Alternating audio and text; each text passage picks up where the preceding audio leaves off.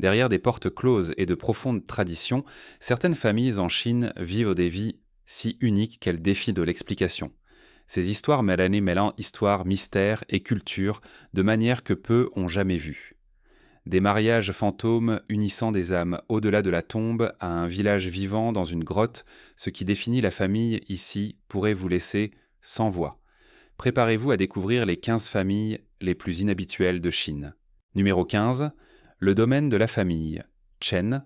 Lorsque 4 générations vivent heureusement sous un même toit, les réunions de famille deviennent une célébration quotidienne. Demandez simplement à la famille Chen dans le Shaanxi. Depuis les années 1980, la famille Chen a adopté des valeurs traditionnelles, choisissant de partager un grand domaine et de prendre leurs repas ensemble chaque jour. Chen Jiping, le patriarche respecté de 84 ans, et sa femme de 80 ans, Gao Guilang, représentent la première génération de la famille. Leur fils aîné, Chen Quanchang, ainsi que ses 2 frères cadets, forment la deuxième génération. Ces 3 frères ont au total 7 enfants, constituant la troisième génération, qui à leur tour ont 7 enfants à eux, la plus jeune génération. Avec les conjoints inclus, cette incroyable famille élargie compte maintenant 34 membres. Leur domaine familial a subi une expansion significative en 2015. Financée par Chen Quanchang et ses frères, la nouvelle addition a porté la superficie totale de la maison à plus de 8000 pieds carrés. La construction et la décoration leur ont coûté près de 150 000 $, mais les Chen estiment que cela en vaut chaque centime. Au cœur de leur maison se trouve une cuisine spacieuse avec une énorme poêle capable de préparer des repas suffisamment grands pour nourrir près de 40 personnes à la fois. Pour les festivals et les occasions importantes, toute la famille se réunit chérissant le temps de qualité et célébrant leurs liens communs. Numéro 14. La famille Chiang. Quand il s'agit de familles puissantes dans l'histoire moderne de la Chine, peu de noms portent autant de poids que celui de la famille Chiang. Cette dynastie politique enracinée à la fois en Chine continentale et à Taïwan a commencé avec Chiang Kai-shek, l'une des figures les plus influentes et controversées du XXe siècle. Chiang Kai-shek a gagné en notoriété en tant que leader de la République de Chine et du parti nationaliste chinois, le Kuomintang. Après la guerre civile chinoise, il s'est retiré avec son gouvernement à Taïwan en 1949, où il a continué à diriger l'île jusqu'à sa mort en 1975. Son fils Chiang Ching-kuo est devenu plus tard président de Taïwan, guidant le pays à travers des réformes politiques et un développement économique à la fin du XXe siècle. Mais l'histoire de la famille Chiang ne s'arrête pas là. En janvier 2023, l'héritage politique a fait un bond de la 4e génération lorsque Chiang Wannan, un arrière-petit-fils de Chiang Kai-shek, a prêté serment en tant que maire de Taipei. À 44 ans, il est devenu la personne la plus jeune à occuper ce poste. Avocat né aux États-Unis, devenu homme politique. L'ascension de Chiang Wannan a suscité un nouvel intérêt pour le nom de famille et pour l'évolution de la relation de Taïwan avec son passé. Malgré la controverse entourant l'héritage historique de la famille Chiang, notamment en ce qui concerne le pouvoir autoritaire, la famille reste un symbole à la fois de continuité et de transformation dans la politique taïwanaise. Du leader en temps de guerre au président réformiste, en passant par un maire moderne, le parcours de la famille Chiang est tout sauf ordinaire. Numéro 13. La famille Reine Megaphoto. La réunion de famille bondée semblait insignifiante comparée à celle de la famille reine du Zhejiang, célèbre pour pousser les grands rassemblements à l'extrême. Le 31 janvier 2017, lors des célébrations du Nouvel An chinois, la famille reine a organisé l'une des plus grandes réunions de famille jamais documentées, rassemblant plus de 500 proches de 7 générations pour un portrait familial inoubliable. Cet événement incroyable s'est tenu dans le village de Shixi à Chengzhou, dans la province du Zhejiang, dans leur maison ancestrale. Réunir tout le monde dans le cadre a nécessité une planification créative. Alors les organisateurs ont fait appel à un drone juste pour prendre une seule photographie panoramique du groupe énorme. L'image spectaculaire est rapidement devenue virale, attirant l'attention du monde entier. Mais organiser ce rassemblement massif n'a pas été une tâche facile. Les aînés de la famille ont passé plus de 2 ans et demi à retracer soigneusement l'arbre généalogique, contactant des parents dispersés dans plusieurs provinces et pays, y compris Pékin, Shanghai et même Taïwan. Les membres de la famille allaient des nouveau-nés aux personnes dans la soixantaine. Étonnamment, ils ont tous réussi à se rassembler, montrant la puissante tradition et les liens familiaux profondément valorisés dans la culture chinoise. Lorsqu'on leur a demandé des réunions futures, la famille a plaisanté en disant qu'ils auraient probablement besoin d'un espace encore plus grand. Après tout, dans une famille si grande, la liste des invités continue de croître chaque année. Donc la prochaine fois que vous vous sentez débordé par vos proches, rappelez-vous la famille reine une réunion si massive qu'elle a fait les nouvelles internationales. Numéro 12, la famille Yehenala. La famille Yehenala de Pékin porte un héritage extraordinaire en tant que descendant du clan mandchou qui a façonné la dynastie Qing de la Chine. Aujourd'hui, malgré des siècles de changements historiques dramatiques, cette fière famille redécouvre et célèbre ses racines mandchoues uniques. Historiquement, le clan Yehenala a produit l'une des figures les plus célèbres de la Chine, l'impératrice douairière Cixi, qui exerçait une énorme influence pendant la fin de la dynastie Qing. Mais après l'effondrement de l'empire Qing en 1911, les Mandchous ont fait face à une pression énorme pour s'intégrer, abandonnant souvent leur langue, leurs traditions et même leur nom de famille distinctif. Cependant, ces dernières années, les descendants de Yehenala ont commencé à se reconnecter avec leur héritage. Les membres de la famille à Pékin ont adopté des vêtements traditionnels, mandchous étudié leur langue presque perdue et ravivé des coutumes ancestrales, en particulier lors des festivals importants. Ils ont fièrement récupéré leur nom de famille distinctif Yehenala, un acte significatif symbolisant leur renaissance culturelle. Ce renouveau de fierté fait partie d'un revival plus large parmi les près de 10 millions de Mandchous ethniques à travers la Chine qui chérissent et célèbrent de plus en plus leur histoire unique. Les jeunes générations de la famille Yehenala promeuvent désormais activement les traditions mandchoues, de la calligraphie et de la danse à la cuisine et à la narration, comblant le fossé entre leur passé impérial et la vie contemporaine. Ainsi, tandis que la plupart des familles se réunissent simplement pour les vacances, la famille Yehenala à Pékin célèbre son riche héritage impérial, prouvant que l'acceptation de ses racines peut être une source puissante d'identité. Numéro 11, la fraternité unique. La famille Ji de la province du Jiangsu en Chine a une histoire familiale qui rend l'inhabituel semblable à l'ordinaire.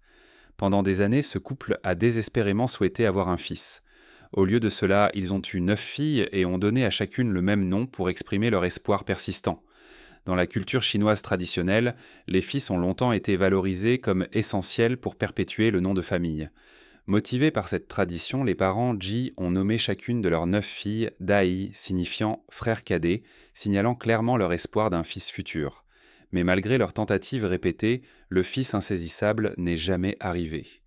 De tous âges, les 9 sœurs ont grandi en portant le même nom inhabituel, un rappel constant du désir profond de leurs parents. Bien que cette nomination ait attiré l'attention nationale et internationale, et beaucoup de critiques, les parents G ont insisté sur le fait que leurs intentions étaient sincères, motivées uniquement par des attentes culturelles plutôt que par une déception envers leur fille.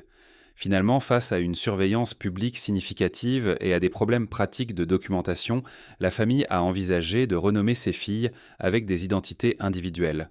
Cependant, leur histoire a suscité d'importantes conversations sur les préférences de genre traditionnelles et leurs impacts sur les familles, en particulier dans la Chine moderne. Malgré la controverse, la famille Ji reste un exemple extraordinaire de la manière dont les normes culturelles profondément ancrées peuvent façonner des vies personnelles. Que leur décision de nommer soit sage ou non leur histoire inhabituelle est désormais largement connue, un témoignage inoubliable de la force et de la complexité des traditions familiales. Numéro 10. Couple à double domicile. En ce qui concerne les arrangements familiaux. Complexes, les couples Liang Tudun de Chine redéfinissent pour le jeu avec 2 maisons à gérer. Ce phénomène intrigant a émergé comme un style de vie populaire en particulier parmi les jeunes couples, cherchant un équilibre harmonieux entre espace personnel et vie conjugale. Dans des villes majeures comme Pékin et Shanghai, certains couples choisissent de maintenir 2 appartements séparés, passant leurs semaines séparées et ne se réunissant que le week-end ou pendant les vacances. Bien que cela puisse sembler inhabituel, les couples qui suivent cette tendance affirment que cela réduit considérablement le stress, offre de l'intimité et renforce même leur relation en évitant les conflits quotidiens. Cet arrangement a gagné en popularité en partie à cause de l'urbanisation rapide de la Chine et des pressions modernes au travail où les longs trajets ou les modes de vie différents provoquent des frictions entre époux.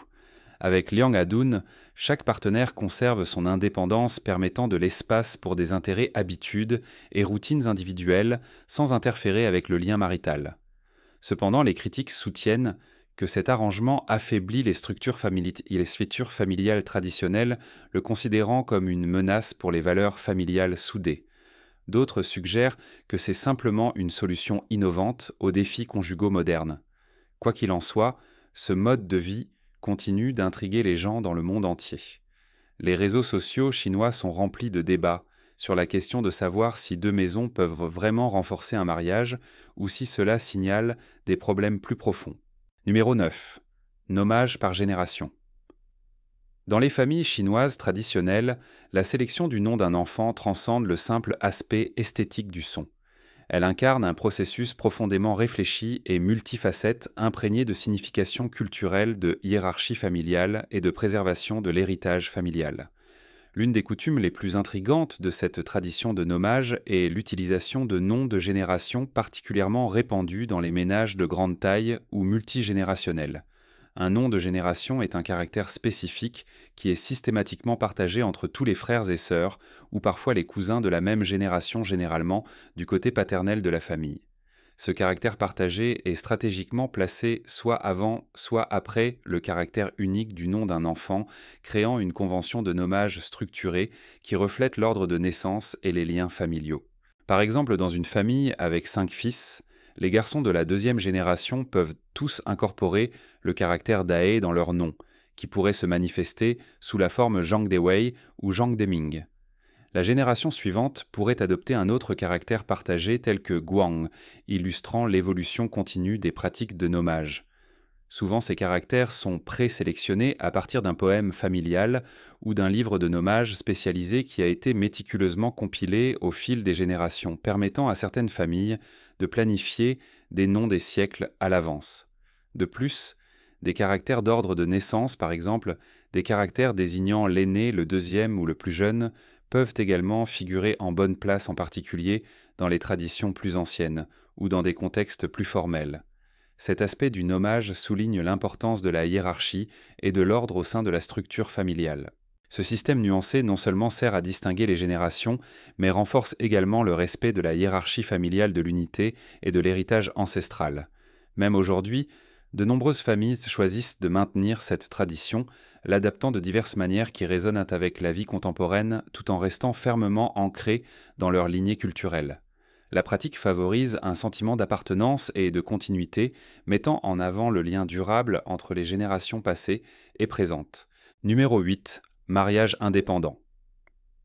Dans de nombreuses parties du monde, il est courant que les femmes prennent le nom de famille de leur mari après le mariage.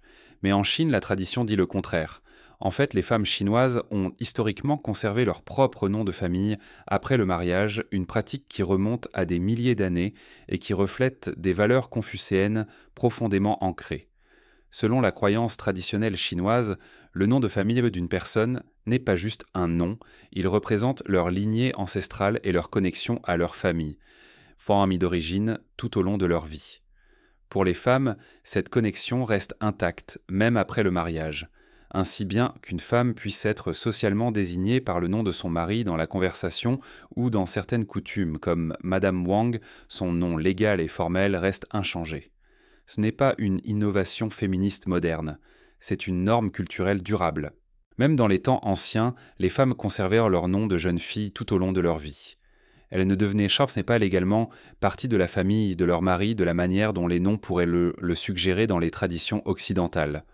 Au lieu de cela, elles continuent de représenter leur famille, d'origine même, en remplissant des rôles dans le foyer de leur mari. Aujourd'hui, cette pratique se poursuit dans toute la Chine continentale, à Hong Kong, à Taïwan et dans d'autres communautés sinophones. Bien que cela puisse sembler progressiste d'un point de vue moderne, c'est en réalité une partie ancienne de la société chinoise. C'est la tradition. Dans la culture chinoise, le mariage peut unir des ménages, mais les noms restent fidèles à d'où vous venez. Préparez-vous pour le sujet mystique d'aujourd'hui. Quelle est la photo de famille la plus étrange que vous ayez jamais vue ? Celle-ci, venant de Chine, figurera certainement en tête de liste. Regardez ses longs bras et ce cou super long au milieu. Effrayant ou fascinant ? Cela pourrait-il être une nouvelle expression culturelle ou juste une œuvre d'art Internet sauvage? Laissez vos pensées ci-dessous et n'oubliez pas de mentionner le hashtag #MysticTopic. Numéro 7. Ménage à deux têtes. Dans la Chine moderne, la vie familiale évolue, et l'un des changements les plus intéressants est l'émergence des soi-disant ménages à deux têtes. Ce terme décrit un arrangement de vie unique où deux générations généralement, les parents et leurs enfants adultes partagent le même foyer, mais gèrent leur vie de manière assez indépendante. Les deux générations vivent sous un même toit souvent pour économiser sur les coûts de logement ou fournir un soutien mutuel. Elles peuvent cuisiner ensemble, aider à élever des petits-enfants ou s'occuper de parents vieillissants. Mais en ce qui concerne l'argent, les responsabilités et la prise de décision, chaque génération gère la sienne. Compte bancaire séparés, budget séparé et parfois même liste de courses séparées. Contrairement au modèle chinois traditionnel, où les parents soutenaient généralement financièrement la génération plus jeune et dépendaient ensuite d'eux en retour, cette configuration moderne reflète un changement vers l'indépendance personnelle au sein de l'unité familiale. Les jeunes couples peuvent préférer la vie privée et l'autonomie tout en valorisant les avantages pratiques de vivre près de leurs parents, surtout lorsque des soins pour les enfants ou les personnes âgées sont nécessaires. Les ménages à deux têtes ne correspondent pas exactement au vieux modèle de la famille élargie, mais ils ne sont pas entièrement nucléaires non plus. Il existe quelque part entre les deux un modèle hybride qui devient de plus en plus courant dans la Chine urbaine, alors que les coûts de la vie augmentent et que les modes de vie changent. Ainsi bien que la maison soit partagée, les vivres à l'intérieur peuvent fonctionner sur des voies comme parallèles. Numéro 6. Village de grottes. Dans un monde rempli de gratte-ciel et de maisons intelligentes, il pourrait vous surprendre d'apprendre que certaines familles en Chine vivent encore dans de véritables grottes. Le village de Zhongdong, niché au cœur des montagnes de la province du Guizhou, est l'une des dernières communautés de cavernes restantes dans le pays. Situé dans le comté de Xiuzhongdong, se trouve à l'intérieur d'une immense grotte en calcaire à plus de 1700 mètres d'altitude. Depuis des décennies, des familles vivent dans cet abri naturel façonnant un mode de vie à la fois traditionnel et remarquablement autosuffisant. Environ 100 personnes provenant d'environ 18 ménages ont appelé cette grotte leur maison s'appuyant sur l'agriculture et l'élevage pour subvenir à leurs besoins. Ce qui est fascinant, c'est la façon dont ils ont adapté la grotte en un village fonctionnel. À l'intérieur, vous trouverez des maisons en bois construites sous le plafond rocheux de la caverne, avec des cuisines des chambres et même un panier de basket. À un moment donné, Zhongdong avait même une école à l'intérieur de la grotte, jusqu'à ce qu'elle soit fermée en 2008 pour ne pas répondre aux normes d'infrastructure modernes. Le gouvernement local a fait des efforts pour reloger les familles dans des logements plus modernes, à proximité, mais de nombreux résidents ont choisi de rester affirmant que la grotte offre une isolation naturelle, une protection contre les éléments et une profonde connexion à leurs racines ancestrales. Zhongdong n'est pas seulement un endroit, c'est un mode de vie. Cela montre comment les gens peuvent prospérer même dans les environnements les plus non conventionnels, mêlant nature et tradition d'une manière qui a presque disparu du monde moderne. Numéro 5. La société matriarcale de la montagne en Chine. Dans les montagnes près du lac Lugu, dans les provinces du Yunnan et du Sichuan, vit l'un des systèmes familiaux les plus uniques et inhabituels au monde, le peuple Mosuo, souvent appelé le royaume des femmes. Dans une culture qui renverse de nombreuses normes traditionnelles, les Mosuo suivent une structure matrilinéaire où les femmes dirigent le ménage, l'héritage passe par la mère et les hommes ne prennent jamais le rôle de chef de famille. Ce qui distingue le plus les Mosuo est leur tradition de mariage de marche.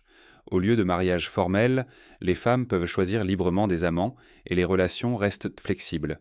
Les hommes ne s'installent pas ou ne deviennent pas partie du foyer de leur partenaire. Au lieu de cela, ils vivent chez leur mère et rendent visite à leur partenaire, la nuit retournant chaque matin dans leur propre famille.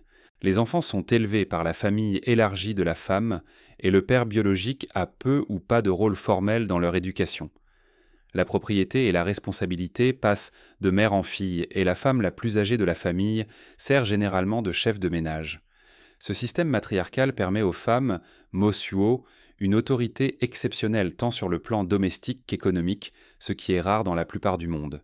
Bien que la modernisation et le tourisme aient introduit de nouvelles influences de nombreuses familles, Mosuo continue d'honorer leur structure traditionnelle, équilibrant la vie contemporaine avec la fierté culturelle. Dans un monde où les systèmes patriarcaux dominent les mozuo, nous montrent à quoi ressemble la famille lorsque les femmes sont réellement aux commandes. Numéro 4. Ne jamais partager des poires. Dans la culture chinoise, certains aliments portent des significations bien au-delà de leur goût. Et en ce qui concerne les poires, il y a une règle que tout le monde connaît, ne jamais en partager une. La superstition provient de la langue. Partager une paire et se séparer se prononce de la même manière en mandarin, transformant une phrase douce en une amère. Pour les couples, les amis ou les membres proches de la famille, couper et partager une poire pourrait être perçu comme invitant à une rupture ou à une distance émotionnelle. C'est pourquoi même aujourd'hui, de nombreux Chinois éviteront de couper une poire entre deux personnes, surtout lors d'événements importants comme les mariages, les réunions ou les rendez-vous romantiques. Donnez-leur simplement la poire entière. La couper en deux et leur offrir un morceau pourrait sembler poli, mais symboliquement, cela signifie dire au revoir. Cette croyance, comme beaucoup d'autres dans la tradition chinoise, reflète un profond respect pour l'harmonie dans les relations. Même les petits gestes sont considérés comme influençant les connexions émotionnelles, et éviter quelque chose d'aussi simple qu'une poire partagée devient un moyen de préserver l'unité et la chance. Numéro 3. Les mariages fantômes en Chine. Dans certaines des familles Hatam les plus inhabituelles de Chine, l'amour et le mariage ne se terminent pas avec la mort. Ils commencent là. Dans les régions rurales du pays, une coutume vieille de plusieurs siècles persiste. Les mariages fantômes, où un ou parfois les deux des nouveaux mariés sont décédés. Ces familles ne le voient pas comme morbide. Elles le considèrent comme nécessaire. La croyance est spirituelle et profondément ancrée. Si quelqu'un meurt sans être marié, surtout à un jeune âge, son esprit peut devenir solitaire, agité, ou même apporter de la malchance aux vivants. Alors les familles interviennent. Elles arrangent des mariages entre esprits pour restaurer l'équilibre, offrir de la compagnie dans l'au-delà et protéger la lignée. Parfois ce sont deux individus décédés qui se marient. D'autres fois, une personne vivante accepte par devoir ou par promesse non tenue d'épouser quelqu'un qui est déjà décédé. Ces familles les organisent des cérémonies complètes, des offrandes symboliques, des effigies en papier, des bénédictions ancestrales et des tables de banquet dressées pour un marié ou une mariée qui n'est pas physiquement présent.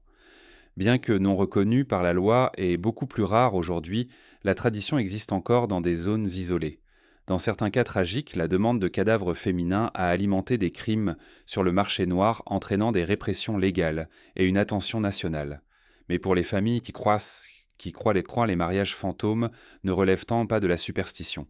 Ils concernent l'honneur de la famille, la paix spirituelle et le respect de toutes des promesses, même au-delà de la tombe. Numéro 2. Fruit de la fortune. Dans certaines des familles les plus enracinées dans la tradition en Chine, même les fruits portent une signification, et les oranges et les mandarines ne sont rien de moins qu'ordinaires. Pendant le Nouvel An chinois, ces fruits dorés deviennent des symboles de richesse, de chance et d'unité familiale. Les parents les passent aux enfants, les aînés les offrent aux jeunes générations. Lors de visites chez la famille ou des amis, il est coutumier d'apporter une paire et d'en recevoir une en retour. C'est plus qu'un geste poli, c'est un rituel d'échange de fortune et de bénédiction. En cantonais, le mot pour mandarine sonne comme chance et le mot pour orange sonne comme richesse. Leur apparence ronde et dorée scelle l'affaire.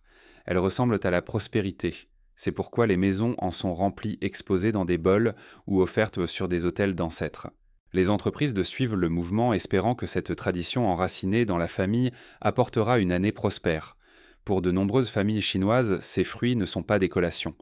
Ce sont des talismans saisonniers passés de main en main comme un souhait de bonne fortune. Numéro 1. Les familles fusionnées, fidèles de Chine. Dans la région autonome. Hui de Ningxia, au centre-nord de la Chine, les familles musulmanes. Hui ont créé une riche tapisserie culturelle en mêlant la foi islamique à des éléments des traditions.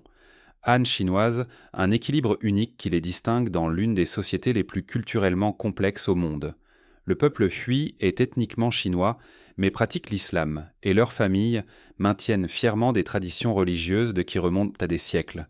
des prières quotidiennes et de la calligraphie arabe sur leurs murs à l'observance minutieuse des lois alimentaires, halal, les familles suies, naviguent dans les nag dans la vie avec une discipline spirituelle profonde tout en parlant mandarin et en participant à de nombreux aspects de la vie chinoise contemporaine. L'une des expressions les plus claires de leur identité se trouve dans la cuisine. Le porc, un aliment de base dans la plupart des foyers chinois, est strictement évité et les repas sont préparés selon les directives halal. Les plats d'agneau et de bœuf dominent souvent cuisinés avec des épices et des techniques de chinoises, mais toujours conformément aux principes islamiques. En ce qui concerne les mariages, les coutumes suies se démarquent. Les cérémonies comprennent un nikah, officié par un imam et une tenue modeste est observée par tous. Les célébrations allient hospitalité chinoise et valeurs islamiques, mettant en valeur un mélange gracieux des deux mondes. Dans un pays où la culture Han est dominante, les familles Hui de Ningxia sont devenues un symbole d'identité résiliente, préservant des traditions religieuses tout en s'intégrant parfaitement dans le tissu national plus large. Merci d'avoir regardé. Quelle histoire a retenu votre attention le plus ? Laissez un commentaire, aimez la vidéo si vous l'avez appréciée et abonnez-vous pour plus de contenu unique. Activez la cloche pour rester informé. À la prochaine.